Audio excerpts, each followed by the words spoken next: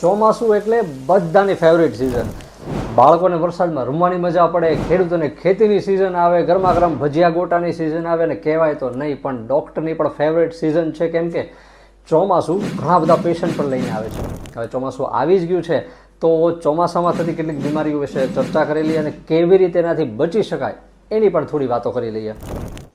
આ સમયમાં મુખ્યત્વે 4 પ્રકારની બીમારીઓ થાય છે: પાણીજન્ય, મચ્છરજન્ય, ખોરાકજન્ય અને હવાજન્ય. સૌથી પહેલાં જોઈએ પાણીજન્ય, એટલે કે દૂષિત પાણીને કારણે થતા બીમારીઓ. ચોમાસામાં નદી, તળાવ, કૂવા કે પછી પીવાના પાણીના સ્ત્રોતોની અંદર જ્યારે દૂષિત પાણી ભળી જાય છે અને એ પાણીનો ઉપયોગ જ્યારે પીવામાં અને રસોઈ બનાવવા ઉપયોગ થાય ત્યારે ટાઇફોઇડ, કોલેરા, કમળો, મરડો, ઝાડા ઉલટી જેવા પેટના રોગો થાય છે. નંબર 2, મચ્છરજન્ય રોગ, એટલે કે મચ્છર દ્વારા ફેલાતા રોગ.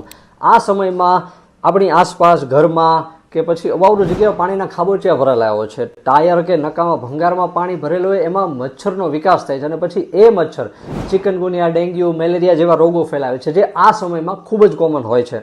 ખોરાકજન્ય રોગ, હોટલ, રેસ્ટોરન્ટ કે પછી રસ્તા પરની લારીઓ પરનો દૂષિત અને વાસી ખોરાક ખાવાથી જે રોગ થાય છે એને ખોરાકજન્ય રોગ કહેવામાં આવે છે. દાખલા તરીકે ટાઇફોઇડ, કમળો, કોલેરા, ઝાડા ઉલટી કે પેટને લગતા રોગો. હવાજન્ય રોગો, આ સમયમાં સૌથી વધારે જોવાતી કોઈ બીમારી હોય તો એ છે શરદી, ઉધરસ, કફ, વાયરલ ઇન્ફેક્શન, ઇન્ફ્લુએન્ઝા, ગળામાં દુખાવો અને શ્વસન તંત્રને લગતા રોગો કે જે હવા દ્વારા ફેલાય છે. એટલા માટે જેને હવાજન્ય રોગો કહેવામાં આવે છે, કે જે મોટે ભાગે બાળકો અને વૃદ્ધોમાં જોવા મળે છે, કે જેની રોગ પ્રતિકારક શક્તિ ઓછી હોય છે.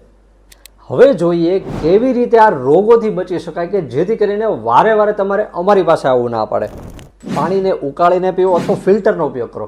રસોઈ બનાવો પણ એ જ પાણીનો ઉપયોગ કરો. ફળોને અને શાકભાજીને બરાબર ધોઈને ખાવાનું રાખો. આમ કરવાથી તમે પાણીજન્ય રોગોથી બચી જશો. તમારી આસપાસ પાણીના ખાબોચિયા, ભંગાર, ટાયર કે અવાવરું જગ્યાએ પાણી ના ભરાય, ગંદકી ના થાય એની તકેદારી રાખો.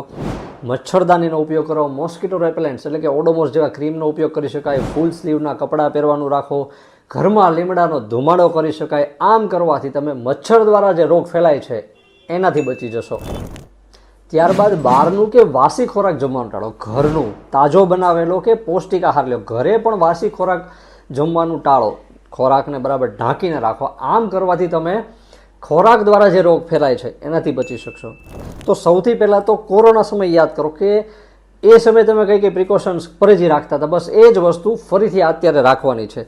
જેમ કે માસ્ક પહેરવું, જેને શરદી ઉધરસ તાવ છે એનાથી દૂર રહેવું. જો તમને શરદી ઉધરસ તાવ હોય તો તરત દવા લેવી. બાળકો અને વૃદ્ધોથી દૂર રહેવું. છીંક કે ઉધરસ ખાતી વખતે રૂમાલ રાખવો. વારંવાર સાબુથી હાથ ધોવા. સેનેટાઈઝરનો ઉપયોગ કરવો. આવું બધું કરવાથી તમે હવાજન્ય રોગો એટલે કે હવા દ્વારા જે રોગો ફેલાય છે એનાથી બચી શકશો.